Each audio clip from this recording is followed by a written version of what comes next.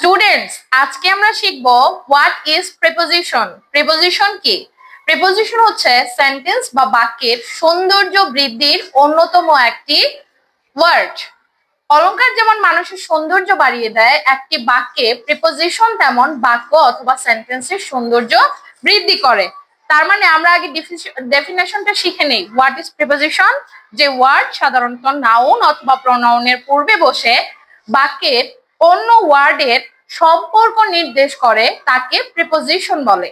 এই প্রিপোজিশনের অনেক নিয়ম জানা থাকলেও সাধারণত সঠিকভাবে প্রিপোজিশন বসানো অনেকভাবে সম্ভব হয় না। এক্ষেত্রে আমরা বেসিক কয়েকটি জিনিস শিখবো, অর্থাৎ প্রিপোজিশন কখন, কোথায়, কিভাবে ব্যবহার করা হচ্ছে এবং সব থেকে বেশি ব্যবহৃত কোন প্রিপোজিশন গুলো আমরা ইউজ করি ডেইলি লাইফে, আমাদের কোন প্রিপোজিশন গুলো সবসময় প্রয়োজন হয়। এরকম একটা প্রিপোজিশন হচ্ছে টু।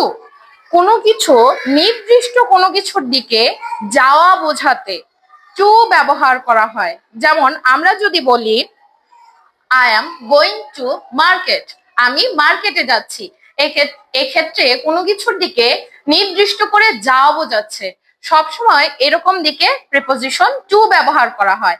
আবার পর্যন্ত বোঝাতে প্রিপোজিশন টু বসে, যেমন they are working restlessly from morning to evening. আবার আমরা যদি আরেকটা জিনিস দেখি, কারো কাছে আছে বোঝাতে অথবা উদ্দেশ্য বোঝাতে, যেমন আমি যদি বলি they invited me to take the class. আবার কারো কাছে যাওয়া বোঝাতে Roni has come to me, Roni আমার কাছে এসেছে। এই যে আশা বোঝাতে, যাওয়া বোঝাতে, উদ্দেশ্য বোঝাতে, এরকম ক্ষেত্রে সবসময় প্রিপোজিশন টু ব্যবহার করা হয়। আবার আমরা অ্যাট এর ব্যবহার শিখেছিলাম, যেমন ছোট স্থান বোঝাতে, তুলনামূলক ছোট স্থান বোঝাতে, তুলনামূলক কোন স্থান বোঝাতে? বোঝাতে অ্যাট ব্যবহার করা হয়।